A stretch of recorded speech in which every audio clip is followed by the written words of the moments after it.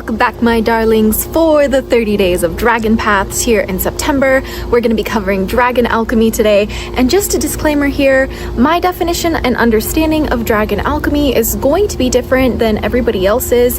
This is just how I have understood Dragon Alchemy and worked with my Dragon Guardians over my lifetime to develop this practice, as well as also taught by my father. He taught me a lot of alchemical philosophy when I was a kid, so a lot of that is also in this as well. That makes my practice a little bit different than some people's Dragon Alchemy, which is totally valid. And if your practice of Dragon Alchemy is different than the one that I am describing in today's video, that is perfectly cool, and please let us know how yours is different or how yours is similar in the comments down below.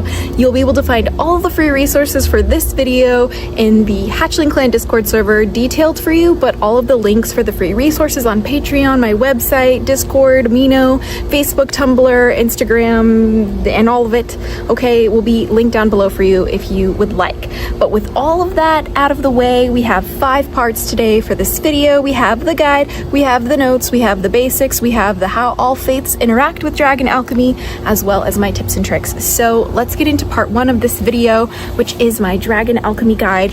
And this is going to be my notes so I don't miss anything. Ready? So, Dragon Alchemy is the craft of spiritual transformation with dragon symbolism and alchemical theory and philosophy. There is usually a heavy emphasis on the planetary, zodiac, and elemental dragons within the art of spiritual alchemy or alchemy of spirit. And next we have every dragon alchemist has a different practice. However, all types tend to follow on transmutation of any kind with the energies and help of dragon forces. So all that means is that for the most part, generally speaking, anyone who is claiming to be a dragon alchemist or practicing dragon alchemy, or even just shapeshifting or transforming themselves or transmuting things with dragon symbolism, are going to fall under this category. And it's just a very general consensus of like what dragon alchemists are going to practice within their particular craft. Now, it will be different for everybody, so you would just have to ask them. And the craft is often guided or overseen by dragon guardians or a dragon deity within the primary focus on planetary elemental and like zodiac dragons, all of that in symbolic rituals. Now, this is kind of like a similar theme that we've been talking about all of the dragon paths, is that it's really not uncommon for our dragon paths to be guided by one particular dragon or a dragon deity, for example, or maybe a collection of dragons. Like, I have 3 primary dragon guardians that I work with, at least publicly, that I talk about here on the channel, and that is like just dragons that I work with every single day, right? Or for the most part, and they're the ones who guide me and help me learn about my craft of dragon alchemy and what that looks like for me, which is why, like, in dragon alchemy, like, your dragon guardians are going to guide you and help you cultivate a craft that looks very unique to you, and that is the entire point of this particular practice. So next we have beliefs, which is typically a dragon alchemist believes in the dragons and universal elemental forces are within our influence, with a heavy focus on alchemical philosophy and dragon mythology. So all that means is that usually dragon alchemists are going to believe that everything is made out of energy because, well, that's science, it is. And these different energetic forces we can tap into depending on how we interact with them and observe them and engage with them to transform, transmute, or transfer the energies. And we believe that we can have like control over that. That's typically what dragon alchemists believe, but not all of them do. So it's just important to know that they really don't all hold that same belief, but some like may have variations of it, right? And then with the alchemical philosophy and dragon mythology, it's also about looking at in alchemical philosophy where the dragon like imagery is really rich and potent, especially with serpent imagery and feathered serpent imagery, like serpents with snakes and fire as well. And then with dragon mythology, there's so many amazing stories and themes for dragon alchemy within dragon mythology. So again, we also study that for like our beliefs and understanding. So next, the practice of a dragon alchemist typically performs highly symbolic rituals or crafts with highly symbolic items for transmutation. And this is usually done with dragon symbolism and dragons representing different elemental forces, or dragons representing different types of themes within a practitioner's ritual, for example, because it really just depends on what the ritual is about. And some dragon alchemists will have like a belief system, but some are going to actually be like atheists. So the practice isn't so much around worship as it is about like self-improvement and healing, and like self-transformation is really like the practice of it, right? So the purpose, like I said, was typically self-transformation and personal evolution, through intuition with the dragons, though many do so for manifestation. And that's something also I wanted to discuss with dragon alchemy in particular.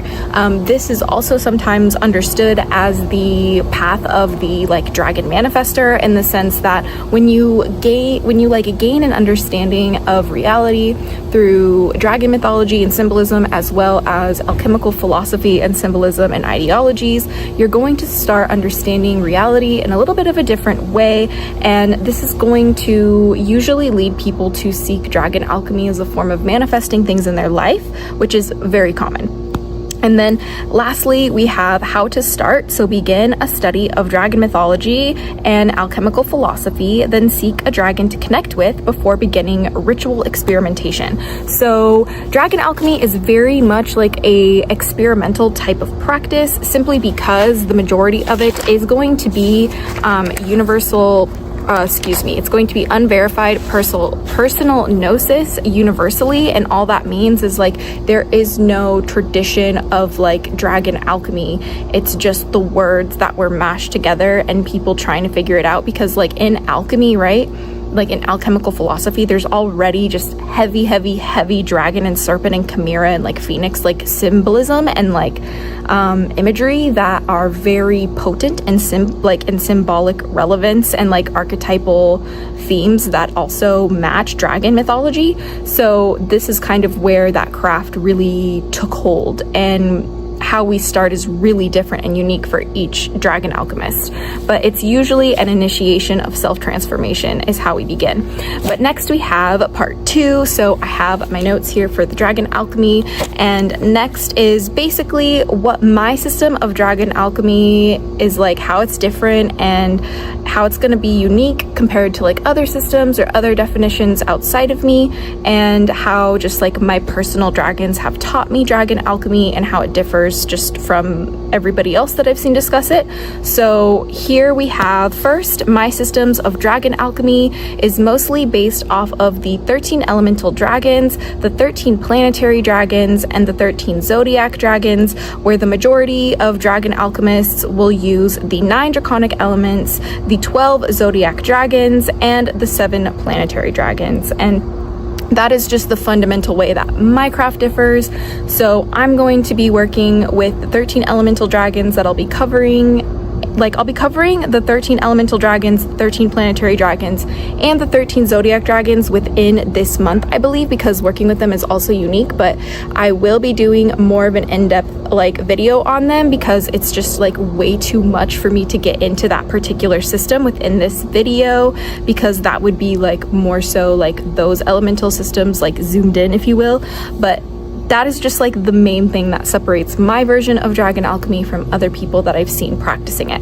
And then next we have within dragon alchemy, I personally focus on the dragons of the body, like the dragons of my bones, the dragons of my blood, the dragons of my heart, my lungs, my brain, my skin, stomach, muscle dragons, etc., to get a better understanding of my own anatomy and to better shift the energy within my human body. And this practice personally developed through having chronic illness. Hello, I have really chronic periods, and I deal with chronic cramps and sometimes really heavy bleeding for an extended amount of time, and feeling trapped in my own body is really traumatizing.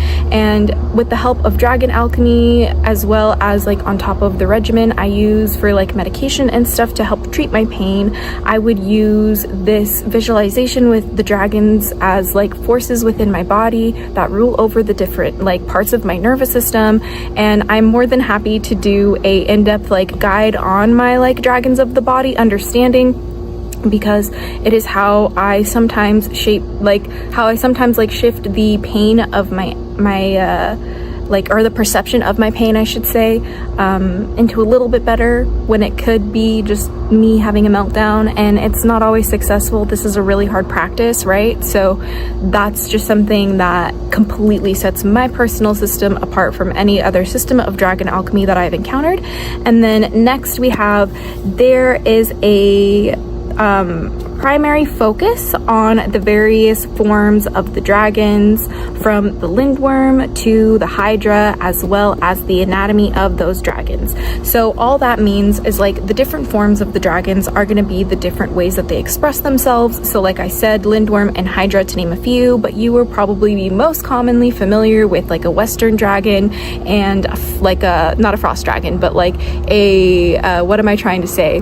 It's like, we also have like Eastern dragon, so Western, Eastern, wyvern, that's the one I was looking for, and amphitheater, right, like the serpent with wings, no legs, right?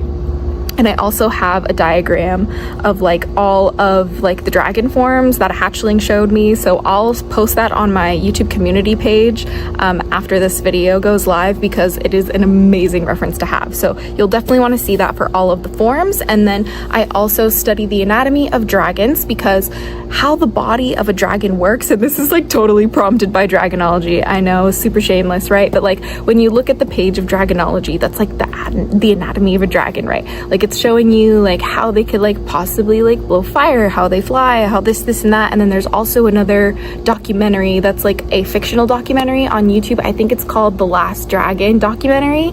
I'll link it down below if I can find it. I'm pretty sure I can find it, okay? It's a really good documentary that's like hypothetical, if like dragons were real, like, and we discovered one frozen in like Antarctica or something like that, and like scientists like dissect it. Okay, that little show thing on YouTube changed my life as a child, and ever since I've been obsessed with dragon anatomy and how like the symbolism of it like plays into magic and stuff like that. But that is a video that we can definitely deep dive into if you're also curious about it. But that is something that also is really important in my personal practice of dragon alchemy. And then furthermore, we have my personal practice of dragon alchemy has a key focus on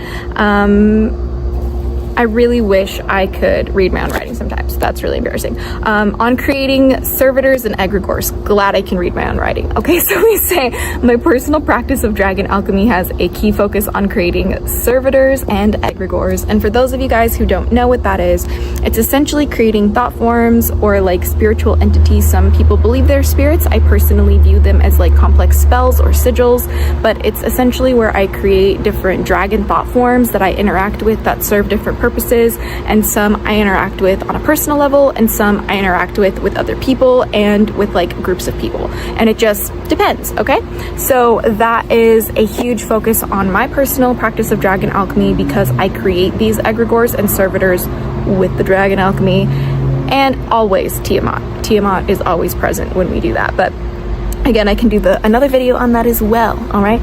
And then we also have working with the dragons of the periodic table of elements and chemistry to create symbolic ritual reactions for ceremonial transformation. And I know that was a lot of words, okay? But all that means is, if you are unfamiliar with like the periodic table of elements, just Google that, okay? And then look at all the different elements, right? So it's just going to be the elements like in nature that aren't like earth, air, fire, and water, but they're going to be like hydrogen, and they're going to be nitrogen, and they're going to be gold and argon, krypton, right? Like uranium. Like I'm naming as many as I can think of from different parts of it, right? Iodine, I think, is one as well. And all of these are different types of dragons that I work with in my personal practice of dragon alchemy. When I was in high school, I took chemistry and like advanced chemistry, and I love chemistry. Yay! I love chemistry formulas, super geek. This is the geeky part of my geeky, cheeky, and freaky slogan. People don't believe me when I say that I am geeky, okay? I am just a nerd, brother. Nerd to the maximum. And I love how the formulas in chemistry are like repeatable, and like the reactions that would happen and how things would change, and like endothermic reactions, exothermic reactions, and like messing with that shit. And I loved adding dragons to that. Yeah. And anytime we did experiments within chemistry, I would observe the reactions like I would be scrying a candle flame. So I would watch how the reaction unfolded to try and like divine wisdom out of it. This was like my high school practice, right? So this is something that also is very specific to my personal practice of dragon alchemy. And then also we have studying science and the symbolism of real world scientific formulas, and like viewing them through the lens of dragon symbolism and mythology. And so this is like for me in my personal practice, like what I was just kind of explaining when I was like saying like when we did these like chemistry reactions, or when I did like any dissections in anatomy, because I took like a really advanced anatomy class and I did too many dissections. I ended up even dissecting an eyeball of a goat. It was a wild experience. But when we did that, I would like look at that and like through symbolism of dragons, and my classmates thought I was insane. It's how I gained the nickname Hocus Pocus. Okay, anyway, spooky girl, that was me. Anyway, so next we have, lastly, the key function is transmutation with dragons, and that is in any way, shape, or form. That means if I'm literally playing a video game or looking at a junkyard and I see how the junk kind of looks like a dragon, and that inspires me to understand something or make connections within my brain, and then I use that to change myself and shift my perspective and evolve my character as a person, that in my opinion is called dragon alchemy. And that is pretty much just how I understand dragon alchemy, and how it's a little bit different than some other people understand it, which is totally valid. But I do hope that my version can at least help you in some way, shape, or form, right? So next we have part 3, which is my dragon alchemy basics, and this is basically how to get started on dragon alchemy today if desired after the video is completed, my darling. So first, or step 1, we have, oh, did that work? Hold on. Are we still filming? I hope we're still filming. That was strange. Something happened on my screen for a second. I don't know. Yeah, it still says we're recording. Okay, sorry about that. All right, so step 1 to beginning dragon alchemy, or the basics of dragon alchemy, right? So to begin practicing dragon alchemy, it is most recommended to begin with studying dragon history, etymology, and mythology. Then study alchemical philosophy and ideology, along with various scientific processes, particular the chemical reactions within chemistry and the designs of anatomy in all things, as well as studying planetary, zodiac, and elemental symbolism. So that's a lot. I know it is. This is like, by the way, if you haven't noticed already, the way that my weeks are going to be designed within this September, like 30 systems of dragon paths, is that each week we'll start the week with like the easier dragon paths, and then as the week progresses, we'll go into more advanced types of dragon paths. So tomorrow, that's why tomorrow we're going to cover Draconianism, and why yesterday we covered Draconic Wicca, which is a little bit less advanced than what we're talking about today, which is dragon alchemy. And Draconianism is like a more advanced practice than dragon alchemy, at least in the way that I understand it, right?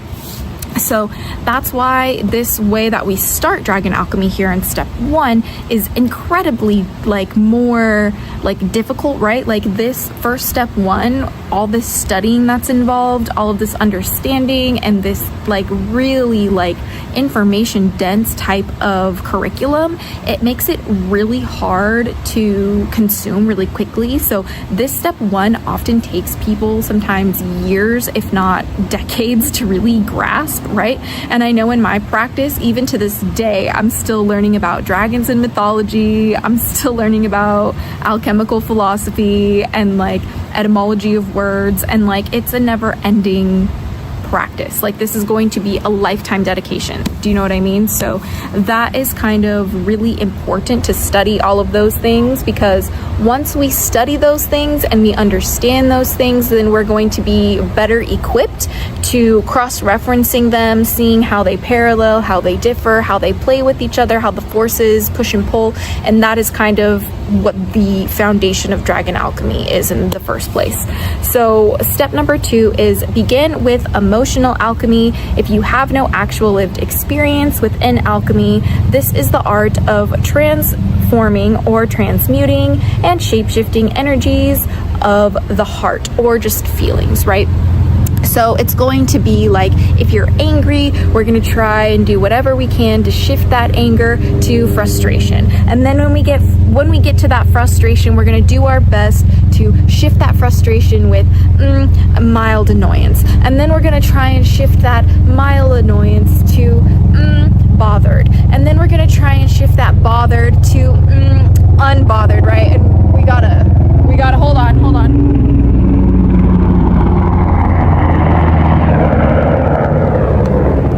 Shout out to the Alchemy of Helicopters, brother. That shit's crazy. You won't catch me flying in one. That shit's scary as fuck. Okay, anyway, moving along now. So that's pretty much all I'm saying, is like you're gonna want to like shift those feelings just one way more, or you're gonna want to use your feelings to like be like inertia, that's the word, to like help you get out of that inertia, right? Which is just like the force that keeps you still or keeps you in motion until an outside force enacts on it, right? So that is something that is really important within Dragon Alchemy to start with if you have like no alchemical experience or no like ritual experience with alchemy, right? So then step number 3 is going to be focusing on fine-tuning your perception of the world and begin experimenting with how different belief systems influence and change our perceptions. So the best way that I can describe this is, how does your perception of dragons change depending on how you define them?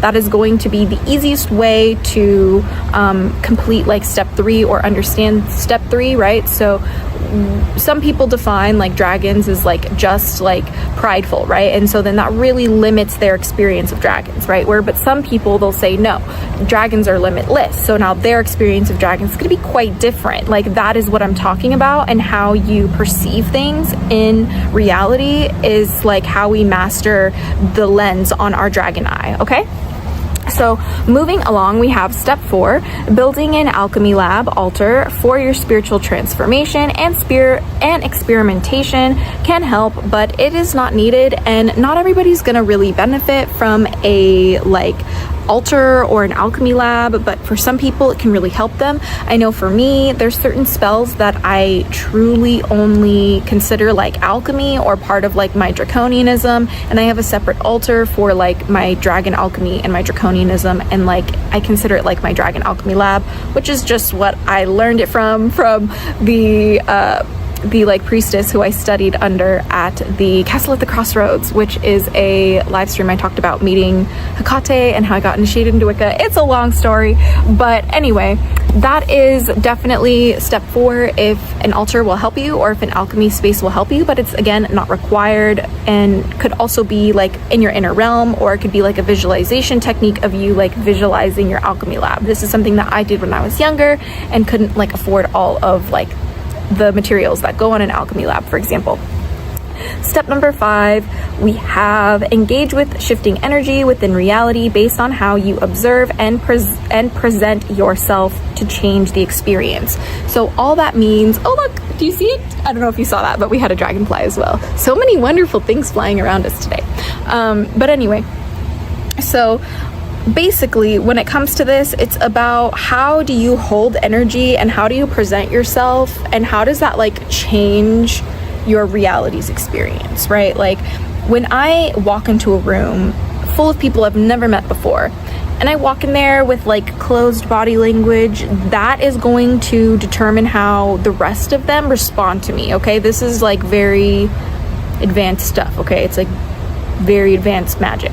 And then if you walk into a room presenting yourself or holding your energy, as I like to say, as best you can, and moving elegantly, confidently, intentionally, right, in a way that you want to be embodied, okay, then the room is going to respond to you that way.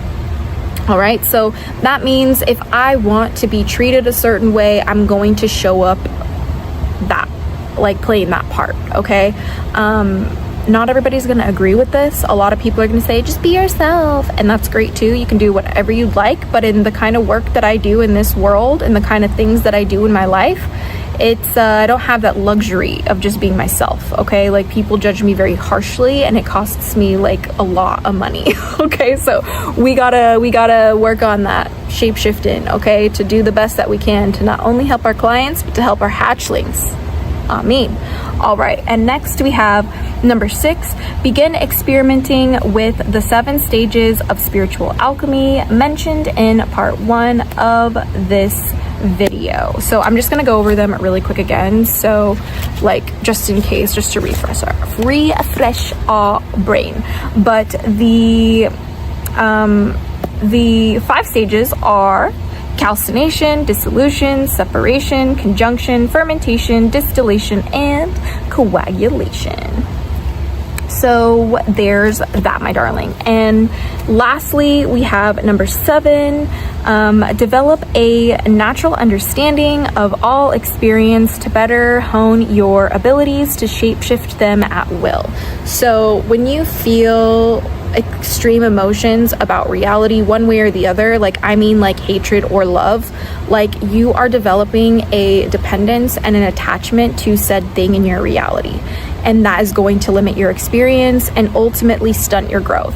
So one thing in Dragon Alchemy that's incredibly important is learning how to observe how reality is, everything is objectively neutral, and you are the one who assigns meaning to it. Do you understand what I'm trying to say here? Because this is a very advanced practice for a reason, and not everybody's ready to play with these concepts. So that's it for part 3 of this video. Now we're gonna go into part 4 of the video, which is gonna be Dragon Alchemy for all types of faiths, and I got my notes, so let's jump into part 5. All right, I don't know why that came out so strange. But anyway, the following are examples for how Dragon Alchemy might look like for different belief systems, okay? So it doesn't matter how you believe, you can practice Dragon Alchemy too. So number 1, if you're an atheist, this is like what Dragon Alchemy might look like for you if you're atheist. Okay, so for those who do not believe within a higher power, Dragon Alchemy might look like using the symbols of dragons and their archetypes, and for them to embody in myth. I read that wrong. Wow, could I really, guys, just get better at reading at my own writing? Okay. For those who do not believe within a higher power, Dragon Alchemy might look like using the symbols of dragons and the archetypes they embody in myth for personal or external transformation. I did it that time. Are you so proud of me? I'm sorry. I really just love writing in passion, and sometimes it comes out a little hard to understand. Bear with me here. Anyway, that is what Dragon Alchemy might look like if you are an atheist. But if you are a polytheist, this is what Dragon Alchemy might look like for you. So for those who believe within multiple divine creative forces, then Dragon Alchemy might look like transmuting thyself as an act of worship to deities one works with, or one who interacts with multiple dragon spirits to aid them within practice. And that is pretty much, and also it might look like you personifying like the different parts of like creation as like different dragon gods. Like, I know people who've like made their own dragon pantheons, and I did when I was a kid too. So these are just like some various ways that Dragon Alchemy might look like for you if you are a polytheist. And next, if you are a monotheist, this is what Dragon Alchemy might look like for you. So for those who only believe in one divine creative force, then Dragon Alchemy might be practiced or engaged in by remembrance of God, with dragons as symbols, spirits, and or signs of God. Can also be practiced with dragons as a reminder we are all created in God's image to create. And in some cases, one works with one god personified as a dragon. So it really just depends, right? Like how like somebody who views reality as a monotheist would work with dragon alchemy, but that is kind of how it might look like for you. And basically the way that it looks like for me, because I'm monotheist, right, is that I work with my dragons specifically within dance and like symbolic journeys to shapeshift myself into a better person and evolve myself into the best version that I can be, to glorify God. And that is how I personally like work with like dragon alchemy, right? And then that might be what it looks like for you as a monotheist, my brother, my sister, my friends. Okay, so then next we have what dragon alchemy might look like if you're an omnist. So for those who believe in all faiths holding truth, then dragon alchemy might look like a study of dragons around the world, engaging with them and transmuting thyself with them. Or it could just be, doesn't have to necessarily be like working with them. Sometimes they just study them and learn from them throughout all cultures and look for the truth within the dragon myths, right? Like that's like also just a way that's really popular for omnists who also are dragon alchemists. And then lastly, we have animists. So this is what dragon alchemy might look like for our animists out there. So for those who believe in all matter having a spirit or consciousness, then dragon alchemy might look like shape-shifting reality with the dragons hidden in all. So that means today you might work with the transformer dragon, and by transformer I mean like technological, like electricity type of transformer.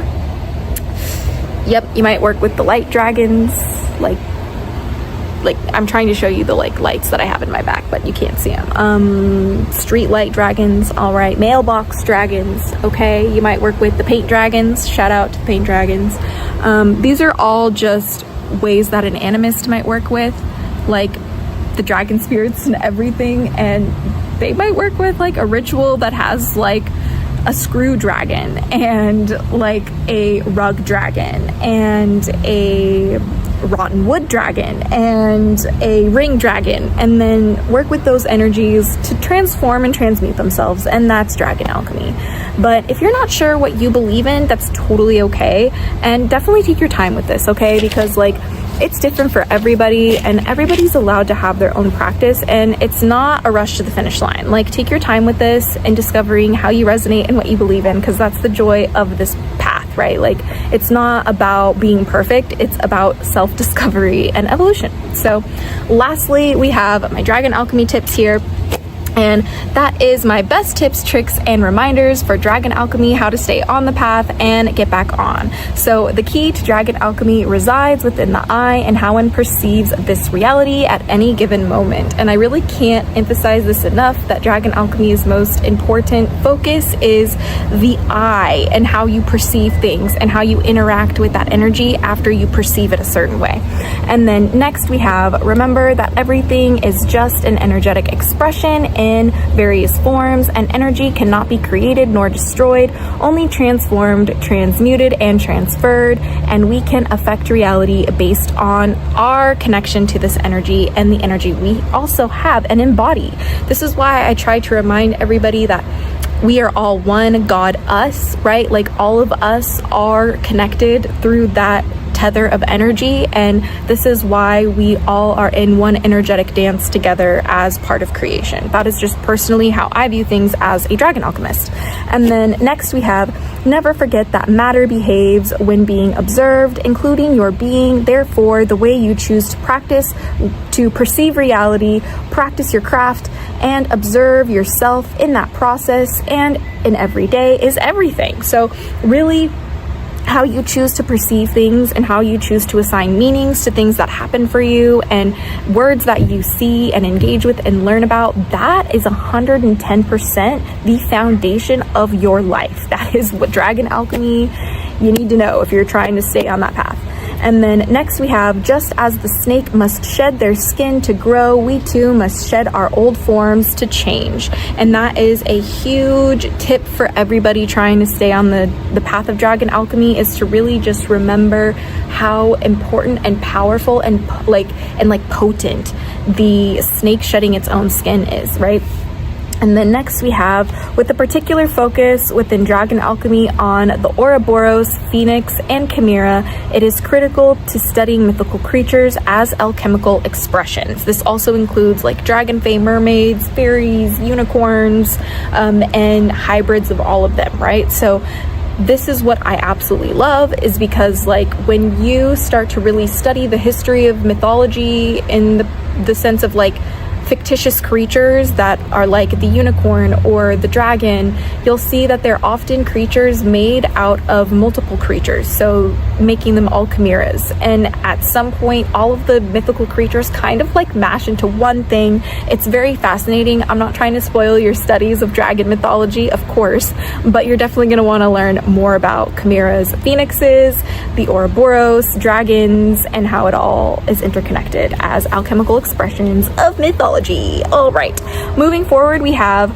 gendered forces are not required within Dragon Alchemy and should only be used if empowering and helpful. So something that's really popular within like alchemical philosophy is like masculine and feminine as like depictions of polarity, and that's amazing for some people, and some people resonate with that, but it's also not gender inclusive, and it can also be very dysphoric for some people and feel detaching from their spirit. So that's why I personally recommend that if like gendered expression like masculine or divine masculine, divine feminine don't work with helping you balance forces, then just focus on things like light and dark, push and pull, moon and like sun. Like that is just what I'm trying to say here. Like, you do not have to use masculine and feminine as like divine representations of forces, because it's most of the time just like repackaged like gender norms, and we're not trying to perpetuate that shit here. And then next we have focus on dragon symbolism in tandem with fire, fluids, feelings, and forces, and for some even faces of all kinds. So that is something that is a little bit of a mysterious tip that I'm gonna let you guys interpret. Let me know what you think that tip means in the comments down below. But before I am done, we have one last tip, and that is Dragon Alchemy cannot be defined by what it is not. Because by nature, any path that is shape-shifting, any path that can change and transform and transmute is always going to have a different expression. It's always going to be a spectrum, and there's really never going to be any limitations on that. And I just wanted to remind everybody that that's Dragon Alchemy, at least in the way that I know it. And I hope that today's video could help you learn a little bit more about Dragon Alchemy. I really don't find many videos about Dragon Alchemy, and the ones that I do find are like 16 years old, and it's very sad. So I hope that this way that I understand Dragon Alchemy can help you better understand it. Let me know how you understand Dragon Alchemy in the comments below, and don't forget to check out all the free resources for you that are building off of this video. Link down below, like the notes in my video that I was reading off of, will be available for free on my Patreon. And then also, if you're new here, assalamu alaikum, merry meet, and welcome back to your daily dose of DragonFaether. My name is Azura DragonFaether, the Draconic Priestess, and I have been practicing like walking with dragons since the 90s, and like working with them since like I was literally a born little kiddo. Thank you, Dad, for encouraging me to always follow my heart when it came to my experience. Otherwise, I wouldn't be who I am today. So that is the journey that I share here today. Hit that subscribe button if you want to join us. And if you want to learn more about dragons and meet the community behind it all, don't forget to join the Hatchling Clan Discord server. It's a free community for you to enjoy if you love dragons, and to explore like the magic, man. Like, we love studying their mythology together and sharing how much we love about the dragons. So we can't wait to see you there. But I think that's all I have to share with you guys today. I'll see you tomorrow for the Draconianism episode. Don't forget to check out the Draconic Wicca episode from yesterday, and I'll see you at midnight for that tarot reading. But until next time, stay geek chick effort, little hatchlings. Yeah. Gaddafi's blessed be and Amin. And please follow me so I don't get lost. We'll see you back next time for your DDLDF, and like, comment, subscribe for your DDLDF. And if you didn't get enough, make sure to check down below to see what I'm up to and be in the know. So stay geeky and cheeky and freaky little hatchlings. Stay geeky and cheeky